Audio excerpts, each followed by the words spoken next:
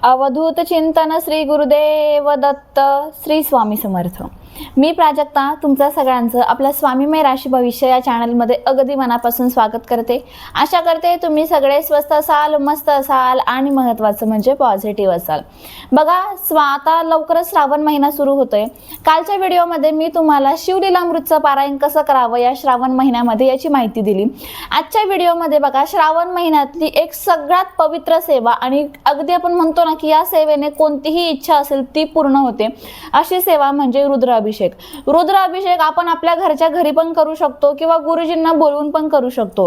पण या श्रावण महिन्यामध्ये जर तुमची एखादी अशी इच्छा असेल जी खूप दिवसांपासून तुम्ही मागताय पण ती पूर्ण होत नाहीये, तर या रुद्राभिषेकाच्या तीर्थाने ती पूर्ण होऊ शकते। जसं की बघा तुमच्या घरातल्या एखाद्या व्यक्तीला भरपूर जास्त प्रमाणात व्यसन आहे, तो व्यसन सोडण्याचं नावच घेत नाहीये, तुम्ही हे तीर्थ रुद्राभिषेकाचं तीर्थ बनवून त्याला द्या, नक्कीच बघा तुमचं व्यसन सुटून जाईल, म्हणजे त्या व्यक्तीचं व्यसन सुटून जाईल। त्याचबरोबर एखादा तुमचा नवरा आहे किंवा बायको आहे, तिला म्हणजे बाहेर अफेअर वगैरे चालू आहे, त्यावेळेस पण हे तीर्थ त्या व्यक्तीला द्या, नक्कीच तुमची इच्छा पूर्ण होईल, म्हणजे ते अफेअर सगळं बंद होऊन जाईल। त्याचबरोबर तुम्ही खूप वर्षांपासून बाळासाठी प्रयत्न करताय, दोघं पण नवरा बायको खूप प्रयत्न करताय, दवाखाने केले, खूप काही केलं, पण त्यानेही फरक पडला नसेल तर हे रुद्राभिषेकाचं तीर्थ दोन्ही म्हणजे दोघांनी नवरा आणि बायको दोघांनीही प्राशन करावं, खूप लवकर तुम्हाला गुड न्यूज मिळू शकते। इतकं प्रभावी हे रुद्राभिषेकाचं तीर्थ आहे। तुम्ही कोणत्याही इच्छेसाठी घ्या, घर बांधायचं असेल, नोकरी असेल, व्यवसाय असेल, तुमच्याकडे लक्ष्मी टिकत नसेल तर तुम्ही कोणतीही इच्छेसाठी हे करू शकता।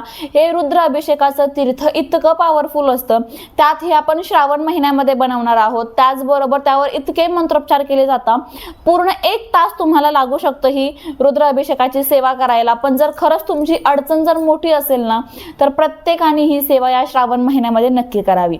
आता सेवा किती दिवस करू शकतो? तुम्ही पूर्ण श्रावण महिना म्हणजे 30 दिवस पूर्ण सेवा करू शकता आणि 40 दिवस पण सेवा करू शकता, पण मग श्रावण नंतर 10 दिवस म्हणजे श्रावणच्या पहिल्या दिवसापासून ते गणपती बसण्यापर्यंत तुम्हाला ही सेवा करायची आहे।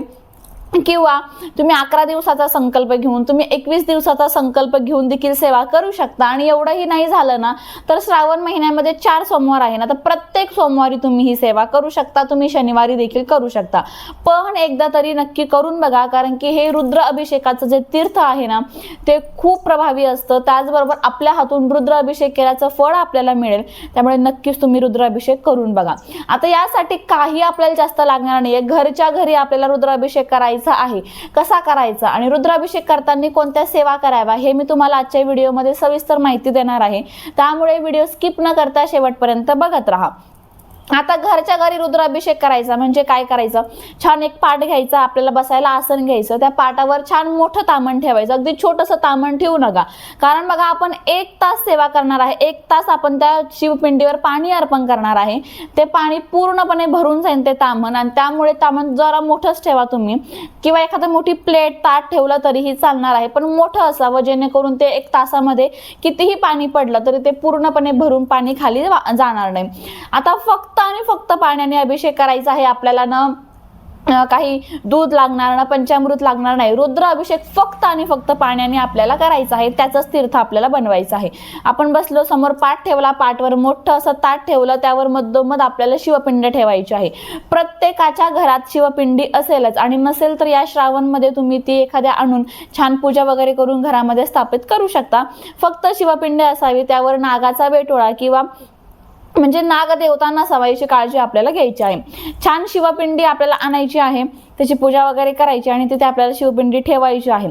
त्याचबरोबर जर तुमच्याकडे गळती पात्र असेल, बघा गळती पात्र मिळतं जे आपण असं ठेवून स्टँड असतं त्याला, आणि वरती गळती पात्र ठेवून एक थेंब शिवपिंडीवर पडणार आहे, ते जर तुमच्याकडे असेल तर तुम्ही ते ठेवू शकता। किंवा आपल्याला काय ना सेवा वाचायची पण आहे, मग आपण वाचायच्या नादात ते आपण चमच्याने जे शिवपिंडीवर पाणी अर्पण करतो ते त्या पिंडीवर न जाता ते खाली देखील पडू शकतं, त्यामुळे तुम्ही शक्यतो गळती ठेवा, आणि जर नसेलच गळती उपलब्ध तर तुम्ही चमच्याने पण ते पाणी अर्पण करू शकता, काही हरकत नाहीये, फक्त आपल्याला लक्ष द्यावं लागेल, एवढंच होईल। आता आपल्याला काय करायचं आहे, काय सेवा करायच्या त्या मी सांगते तुम्हाला. स्क्रीनवर मी सगळ्या सेवा मेन्शन करणारच आहे, त्यामुळे सेवा ऐका पण, आणि वाटलं तर तुम्ही लिहून ठेवा, जेणेकरून जेव्हा तुम्ही रुद्राभिषेक करायला बसेल तेव्हा ते पान समोर घेऊन बसायचं आणि मग तुम्ही सेवा करू शकता. आता सेवा करण्यासाठी हे कुठे शोधायचं ते कुठे शोधायचं गरज नाहीये. बघा, प्रत्येकाकडे दिंडोरी प्रणित नित्यसेवेचं पुस्तक असेलच, आणि त्या नित्यसेवेच्या पुस्तकातच आहे जे मी सगळं तुम्हाला सांगते ना, ते सगळं त्या नित्यसेवेच्या पुस्तकात आहे.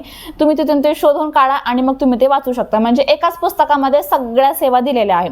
चला मग सेवा कोणत्या आहे त्या सांगते. बघा, सगळ्यात पहिली सेवा करायची आहे ती म्हणजे आपल्याला शिवमहिम स्तोत्र एक वेळेस म्हणायचं आहे, जे नित्यसेवेच्या पुस्तकात ऑलरेडी दिलेलं आहे.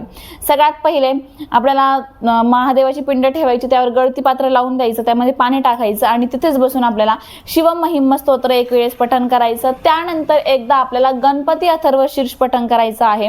त्यानंतर एकदा आपल्याला श्रीराम रक्षा स्तोत्र पठण करायचं आहे. त्याचे 1 ते 9 श्लोक आहे तेवढेच पठण करायचे आहे, फलश्रुती पठण करायची गरज नाहीये.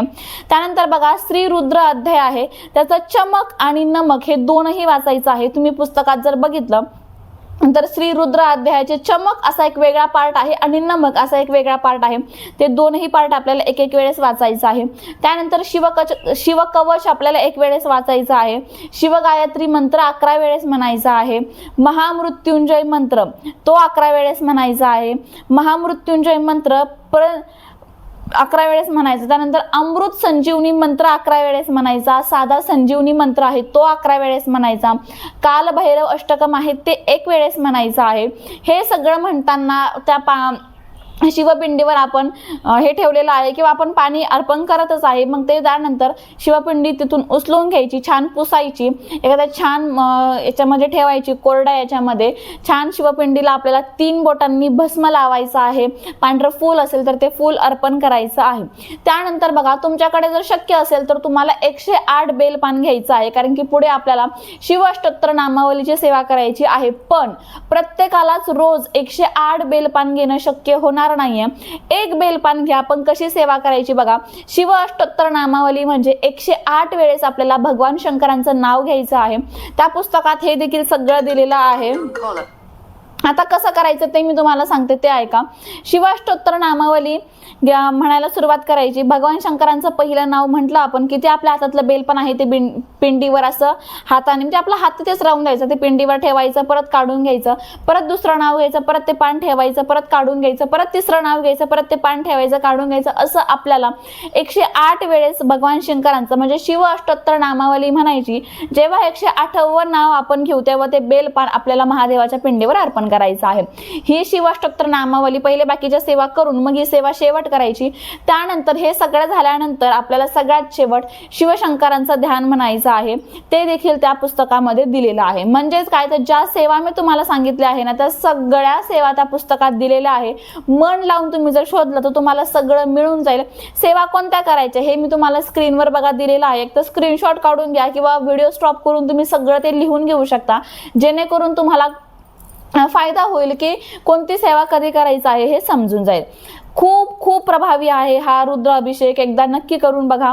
त्यात जे तीर्थ आहे ना, ज्या व्यक्तीसाठी तुम्ही हे करताय ना की तुम्हाला नवरा नांदायला घेऊन जावा किंवा नवऱ्याचं तुमचं जे भांडण होत असेल तुमचं सगळं व्यवस्थित चालावं, किंवा तुमच्या घरामध्ये जो दुरावा आला असेल, म्हणजे कसं घरात तर सगळे एकत्र राहतात पण एकमेकांसोबत बोलत नाही, सतत भांडणं तंटा, तर घरातल्या प्रत्येकाला हे पिण्यासाठी तुम्ही द्या. आता कसं द्या, आता बोलत नाहीये मग कसं करावं, तर पिण्याच्या पाण्यामध्ये देखील तुम्ही हे टाकू शकता. म्हणजे पिण्याच्या पाण्यामध्ये तुम्ही ऍड करून द्या, सगळे पाणी पण ते पाणी कुठेही वाया किंवा फेकून द्यायचं नाहीये. आपल्याला याची काळजी घ्यायची आहे.